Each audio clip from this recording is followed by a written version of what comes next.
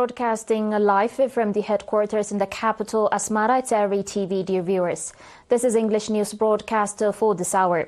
Coming up are the top stories from inside the country and abroad.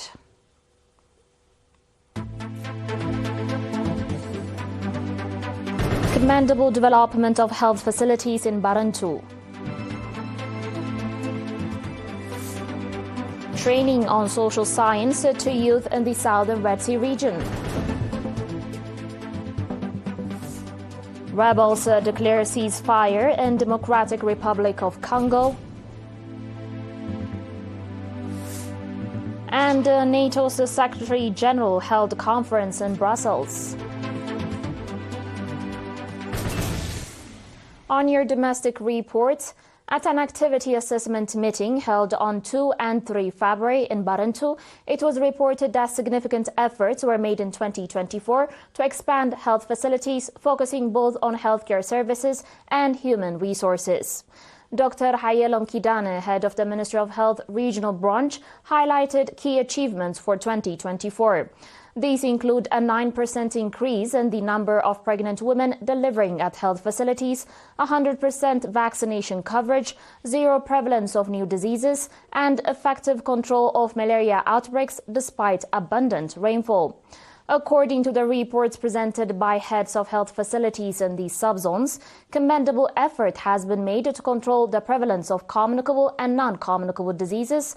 Encouraging outcome has been registered in community-based environmental sanitation activities, and use of modern latrines has increased to 93%. The reports further indicated that the construction of maternity waiting rooms has reached 85%. Voluntary counseling services has expanded to 92%, and the installation of modern medical equipment has greatly enhanced healthcare service provision. Ambassador Mahmoud Ali Houri, governor of the region, attributed the progress in the health sector to the collaborative efforts of the public and health professionals. He emphasized the importance of maintaining community-based environmental sanitation initiatives in partnership with stakeholders. Speaking at the occasion, Ms. Amina Nur Hussein, Minister of Health, acknowledged the investments made by the Ministry of Health, local administrations and the public in 2024 to expand healthcare services in the Gashbarka region. She urged for continued participation in 2025 to achieve even better outcomes.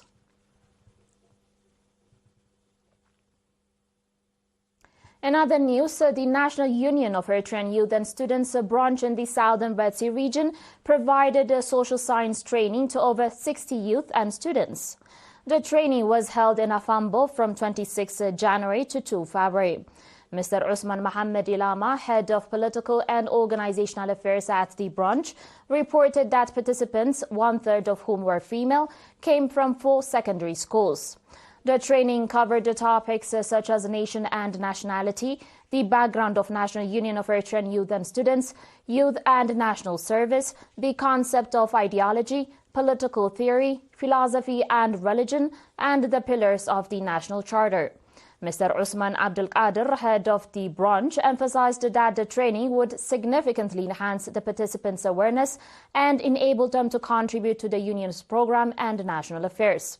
Commending the efforts to promote academic and political awareness among youth, Mr. Samera Gabramariam, head of political affairs for the PFDJ in the region, called on the youth to take full advantage of the opportunities being provided. Still with your local reports, a newly constructed microdam in Rehe administrative area Halhal subzone was inaugurated on 2 February. The project was carried out in collaboration with the public, the Ministry of Agriculture, and members of the Defense Forces. Mr. Mahmoud Hamid, administrator of the area, noted that water supply has been a major challenge for residents. He expressed optimism that the microdam would significantly improve access to water for both humans and livestock.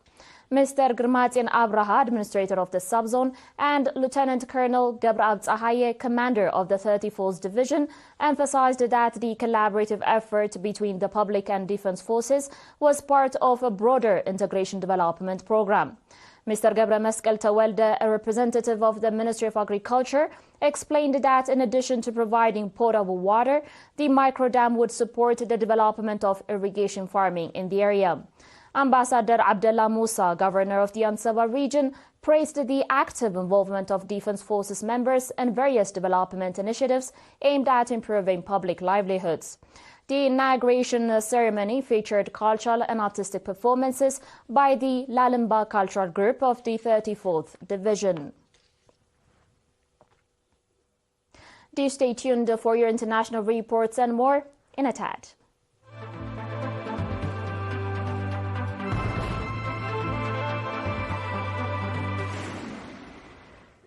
Welcome back. The alliance of the rebel groups in Eastern Democratic Republic of Congo have declared a humanitarian ceasefire starting today. In a statement, the group, which includes the M23 rebels, cited humanitarian reasons for the ceasefire after it has been capturing territory in eastern parts of the country. The UN said at least 900 people have been killed and around 3,000 injured in recent fighting in Goma, Congo's largest eastern city, after it was seized by rebels. Regional fighting has seen hundreds of thousands of people displaced over the last 3 years. Since the start of 2025, more than 400,000 people have been forced from their homes. This is according to the UN's refugee agency. The UN has posted around 15,000 soldiers in Congo under the pretext of protecting and defending the civilian population. On today's final report, European defense without the United States will not work. NATO Secretary General Mark Rutte said this on Monday, February 3, during a press conference with the British Prime Minister in Brussels. Such statement flared oppositions from many European countries, including France, that heavily relied on US for security purposes. Now, with the European Union in the firing line, the nations call for strengthening their own military capability. As per reports, the United States has been providing military support to many European countries. In fact, 100,000 soldiers have been dispatched in different parts of Europe. That was all with your local and international reports, dear viewers, and now a recap of the top stories. Commendable development of health facilities in Barentu. Training on social science to youth in the southern Red Sea region. Rebels declare ceasefire in Democratic Republic of Congo. And NATO's Secretary General held a conference in Brussels.